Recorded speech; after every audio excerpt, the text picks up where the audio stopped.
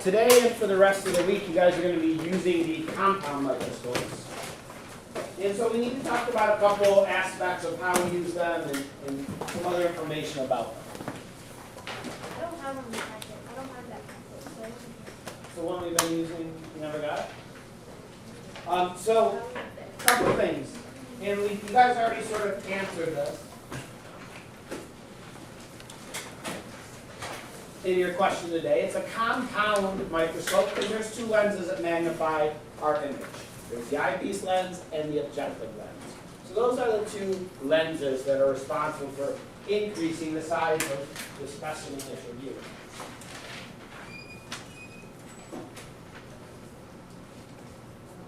And so one of the things that you're going to be asked to do is to figure out the total amount of magnification as you're looking at a specimen under the microscope.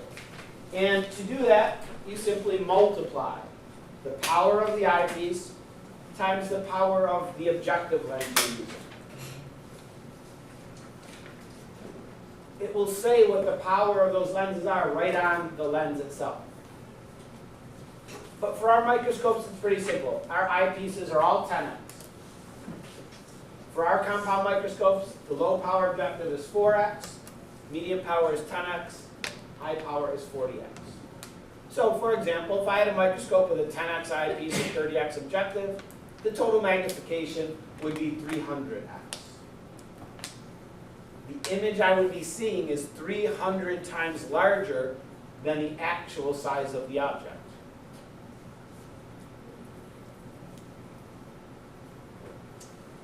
We also need to be careful in how we carry them around and use them because they are fairly delicate instruments. They get out of alignment and so forth if they get banged around. So try to always carry them with two hands, one on the arm and the other on the base, so that you don't have any risk of dropping it.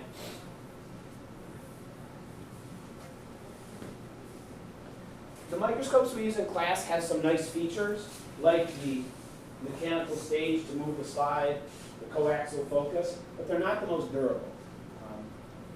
Parts tend to break on these, and they're not very durable, so you got to be careful with them. So we're going to talk about how we actually, the process for viewing an object. Okay? Does that microscope, does that have a really hot light too? No, this does not. This is an LED light. So when we are going to look at an object in the microscope, we have to follow some steps. Most common problem when we're doing these labs is people always say, I don't see anything, there's nothing there. If you follow the steps, it's really not that hard. So a couple things.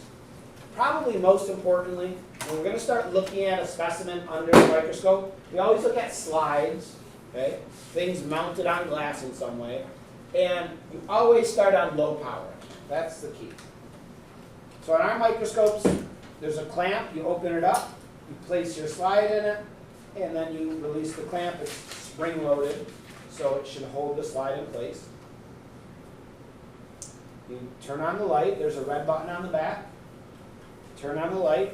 If the light doesn't come on, it probably means the battery's not charged. You may need to plug it in and use it.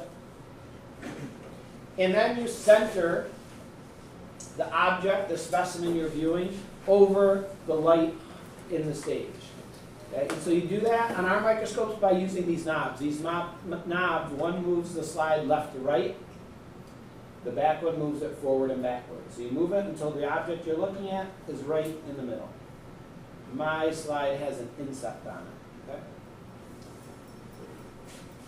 So you start on low power, center your slide, and then you look through the microscope and you have to focus it. Now right now as I look through this, even though I know the insect is right in the middle and I should be able to see it, when I look through here I see nothing. I just see white. That's because it's not in focus. For these microscopes, when it's in focus, the stage is way up near the top almost. So if you're way down here, I know you're not seeing the object. These microscopes are in focus when it's way up here. So if I look here, it's very, very blurry, but I see that there's something there. I just continue playing with the coarse adjustment until I can actually see the object, and I see it now. If I need to move it anymore, I use the knobs to move it around, and I'm viewing it under low power. Okay, so I focus using that coarse adjustment. Often I know I want to see it under higher magnification. Okay? In order to do that, first it has to be in focus under low power. It has to be centered in low power. And then you could start to switch to high power. So you make sure it's centered in focus. Then you just leave everything the way it is and rotate so that the medium power objective is in place. They'll click into place. And then as you look in there, it should be very close to in focus. Okay? Should almost be there. You probably will have to make some small adjustments. You might have to center it and focus it a tiny amount, but it should easily come into focus if it was in focus under low power. Again, if you want to see it under high power, then it's the same procedure really. You make sure it's in focus under medium power. You make sure it's centered under medium power. Okay? And then you can switch to the high power objective. It's the blue one on our microscopes. You'll see it's very close to the slide. And then when you focus under high power, it's only going to need very, very minor adjustments. So then you use the fine part of this knob, the fine adjustment knob, because you only need to move it a tiny amount.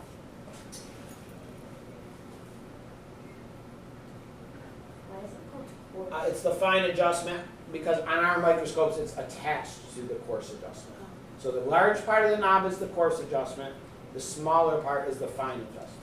They're all part of one mechanism. It's called coaxial focus. And that's how we view objects under the microscope. So, yes, always it's basically focus, make sure it's centered, then change power. Focus, make sure it's centered, and then change power. Now they say it's less eye strain if you can keep both eyes open when using the microscope. I cannot do that. Maybe you can. But give it a try, see if it works.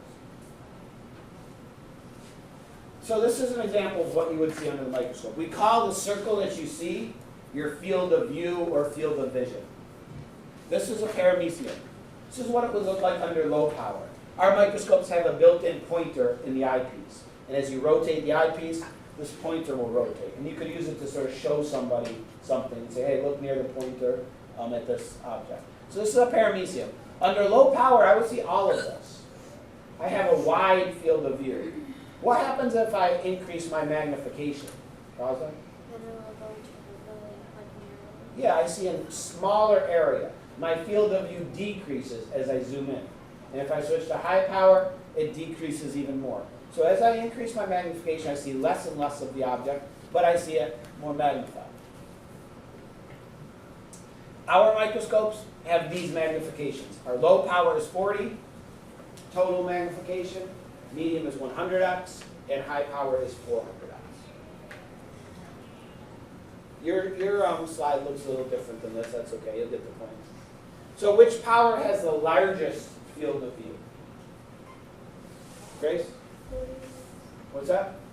Yeah, low power, 40x, gives us the largest field of view.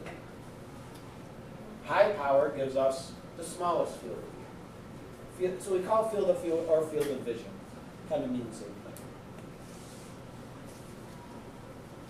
So as we increase our magnification, what do we do to our field of view? Decrease it. What's that relationship called?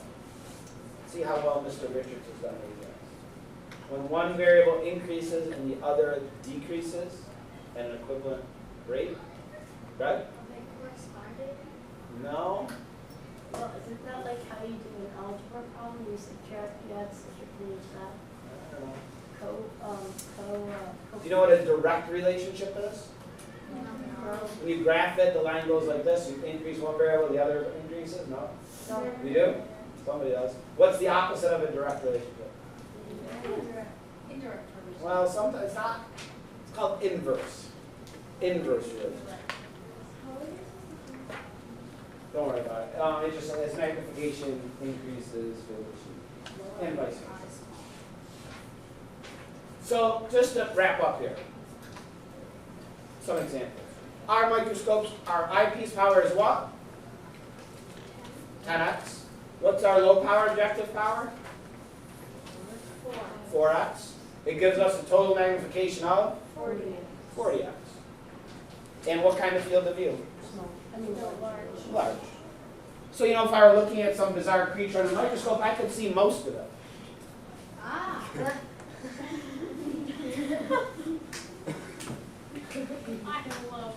You look strong in that photo. If I were to zoom in on this hideous beast and use medium power, what would my eyepiece power be, Daniel? 10x. And my medium power objective, Allison? 10x, giving me a total magnification of 100x in a medium-sized field of view. And I would zoom in on this thing. Nightmares. Wait, let me guess. Wait, we have to draw that picture of you. If you dare. So Mr. Arcade, I'll just draw like a nice, most like. Under high power, what's our eyepiece power? 10. 100. Eyepiece is still 10x. Oh, and then the next one. The objective is 40x for a total magnification of. Oh, I want to see this. So if you're going for punishment and you wish to zoom in even further on this thing, you would have a small field of view, but you would magnify the image very much. Oh my. God, that's not his actual eye. That's not his eye. Don't say anything, he's very self-conscious. Yes, that I have seen that. That's not his eye. That's not his eye. All right, any questions about this? My God. All right. The way the eye is scary. Yeah, the way the eye is Hopefully he doesn't watch this video.